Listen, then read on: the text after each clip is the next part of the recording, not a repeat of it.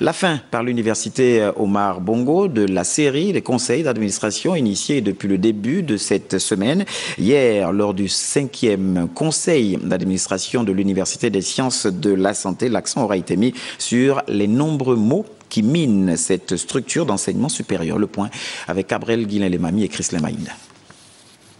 Les travaux de ce conseil d'administration, qui ont duré près de 5 heures d'horloge, ont permis au ministre d'État en charge de l'enseignement supérieur et aux membres du dit conseil de faire le point sur le fonctionnement de l'université des sciences de la santé créée depuis 1970. Depuis hier, l'absence du ministère de la fonction publique, du ministère du budget et du ministère de l'économie, dont les représentants ne sont pas là, encore moins les membres du gouvernement. Mais ce n'est pas pour cela que nous allons interrompre ce conseil d'administration. Nous allons le poursuivre pour examiner ensemble les problèmes qui se posent au fonctionnement de cette institution, comme a dit le recteur, vieille déjà de 50 ans. Il ressort donc de ces travaux que l'US connaît d'énormes difficultés, surtout en ce qui concerne les ressources financières et structurelles. Les problèmes de l'université des sciences de la santé sont nombreux. Il y a le problème d'investissement, des problèmes financiers et des problèmes académiques.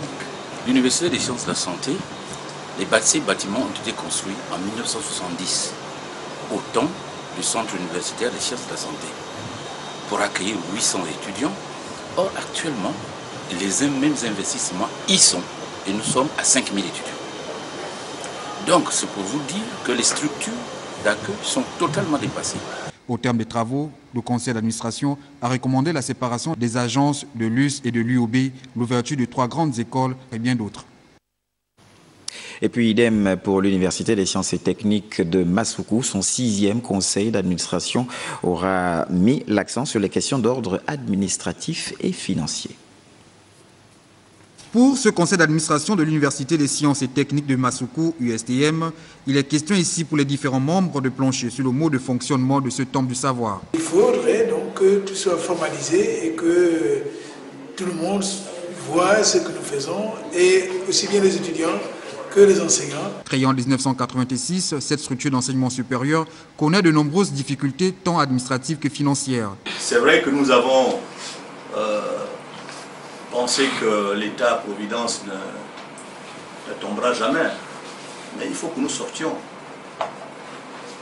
de ces chantiers battus. Alors moi je pense que l'université publique, ce n'est pas l'université du pauvre, mais l'université publique doit aider à l'épanouissement intellectuel de nos enfants, parce qu'il s'agit d'eux. Ce conseil d'administration, présidé par le ministre d'État Guy Bertrand Mapangou, est donc important dans la mesure où il permet de trouver des solutions pérennes pour le fonctionnement de l'USTM. Dans les ressources propres, il y a les frais d'écolage et les frais de scolarité. Mais si vous ne les prenez pas, vous fonctionnez comment? En plus de ce que vous avez, je regarde, les salariés, les personnels sur fonds propres. Mais ce n'est pas vos fonds propres. Mais vous payez comment? Le personnel à TOS là. Vous les payez comment? Les fonds propres là viennent d'où? Ça s'aménise les fonds propres.